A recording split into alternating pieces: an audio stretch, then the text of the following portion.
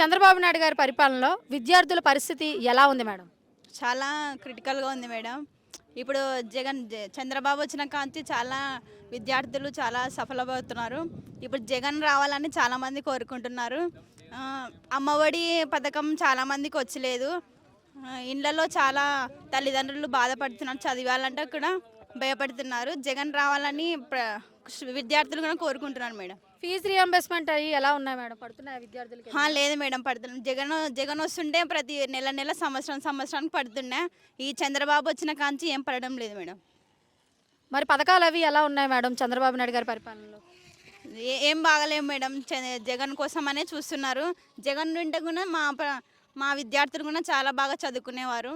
చాలా స్కాలర్షిప్లు కూడా రావడం లేదు మేడం చంద్రబాబు వచ్చి. విద్యాశాఖ మంత్రి నారా లోకేష్ గారు విద్యా వ్యవస్థను మేము చాలా పెంపొందించామని చెప్పి అంటున్నారు కదా. అంటున్నారు మేడం. 3 సంవత్సరాలు కానీ ఇంతవరకు కూడా ఒక్కటి కూడా చేయడం లేదు. మొన్న అమ్మఒడి పడింది మేడం. జగన్ రావాలని చాలామంది విద్యార్థులు కోరుకుంటున్నారు. అదే జగన్ ఉంటే కన్నా మా కష్టాలు మా చదువుల విషయాలు కూడా తెలుసుకునేవాడు.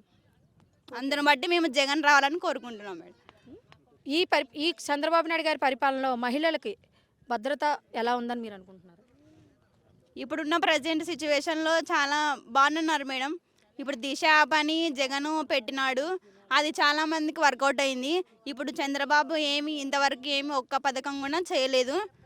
దాన్ని బట్టి మాకు అర్థమవుతుంది చంద్రబాబు మాత్రం ఏం చేయలేడు. జగన్ వస్తే మా సమస్యలు మా చదువు పరంగా మాకు ఇంకా బాగుంటామని ఆలోచిస్తున్నాం. మరి దిశ యాప్ ఇప్పుడు లేదు కదమ్మా, తీసేశారు కదా. మరి ఇప్పుడు మీకు ఎలాగా నెక్స్ట్ ఏమైనా అవసరం వస్తే మీరు దేన్ని?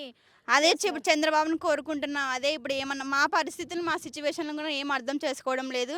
విద్యార్థులు చాలామంది బయటికి పోతే ఏం చేయాలో ఏం లేదో అని భయపడుతున్నారు. అదే జగన్ ఉంటే కానీ దిశ యాప్ వల్ల మాకు చాలా ఉపయోగపడేది.